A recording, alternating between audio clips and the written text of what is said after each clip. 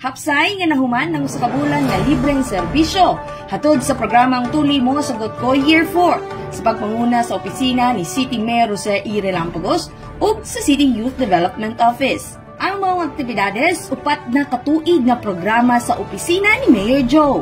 Gikan Mayo 27 hangtod Hunyo 28, 2024, gituyog sa Tuli Mo Sagot Ko team ang 40 ka barangay aron ihatod ang libreng serbisyo sa mga kabataang lalaki. Sa kinatibukan, adunay 2,651 ka mga individual ang nakabenepisyo sa maong programa. Dili lang libreng medisina ang ilahang nadawat, kundi aduna pay libreng pa-Jollibee ang opisina ni Mayor Joe human sa Tuli. Salamat sa inyong pagsalig, hinaot na mapadayaw nato ni ug mas daghan pang kabatan-unan ato maserbisyuhan sa mga ubaabot pa nga katuigan. Sa makausa pa, daghang salamat. May God bless us all. Service to panabuhan, service to God. Mapasalamatan usab ang mga ginikanan kay sila nakalibre ug nakatipid. Kiniusa sa mga inisyatibo ni Mayor Joe aron matabangan ang mga ginikanan nga maminusan ang mga gastuhon.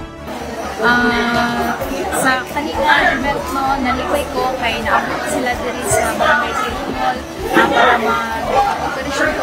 Siyempre, libre po sa mga bata na wala pa. Bisan pa man sa kakulba, ang mga kabatan-unang lalaki dasig nga may pailawom sa maong operasyon.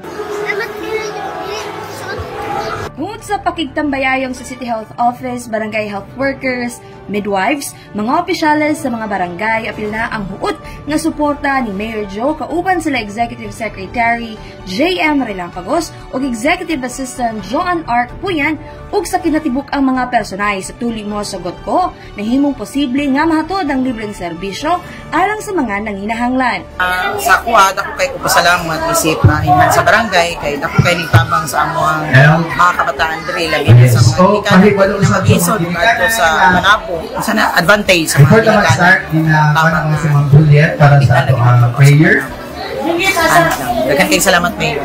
Ulan man o init, ang paghatod sa serbisyo ngadto sa katawhan ang prioridad sa programa. See you on Year 5. Kauban sa kamera si Rafi Magalyon, kini si Team Acevedo gikan sa City Information Office Broadcast Services. Alang sa Frontline News, Manabo. Importante, inform.